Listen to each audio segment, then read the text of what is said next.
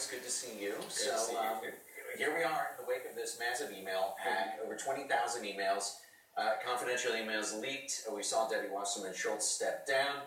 Do you think Bernie Sanders, despite all the protests, did enough to try to rally his supporters and unify the party? I think so.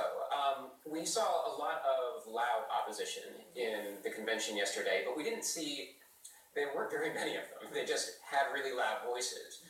In all honesty, the Bernie or bust crowd, the holdouts at this point, are a very small minority, even within the convention, and certainly nationwide. You know, depending on which poll you look at, it's something like 75 to 90% of Bernie Sanders supporters are now lined up behind Hillary Clinton. And Sanders himself is lined up behind Hillary Clinton and gave a full-throated defense of her and advocated for her candidacy last night. And we also, in addition to Senator Sanders, of course, saw the star power. Hollywood, all the performers lining up, even Boys to Men coming out to sing.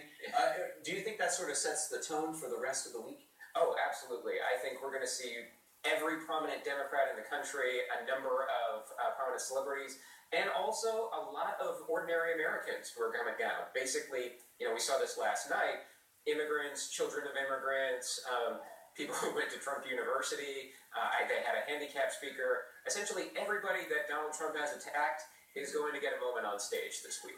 What about the First Lady? Michelle Obama spoke last night. Obviously, everyone loved her speech, scene 2. How do you think she did?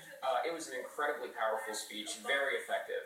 The most remarkable thing about it to me, she never says Donald Trump's name.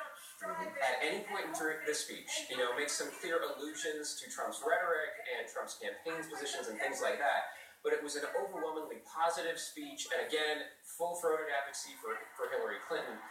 That really was an effective rebuttal, I think, to a lot of what we saw last week in the Republican convention. Well, back to the presumptive nominee herself, Hillary Clinton. Now, as we've seen this tone set for this week, as we were just saying, in the wake of this email scandal, do you think now she's got a little bit of momentum, or does she still have a little bit of proving to do to people that she's not part of this big establishment machine?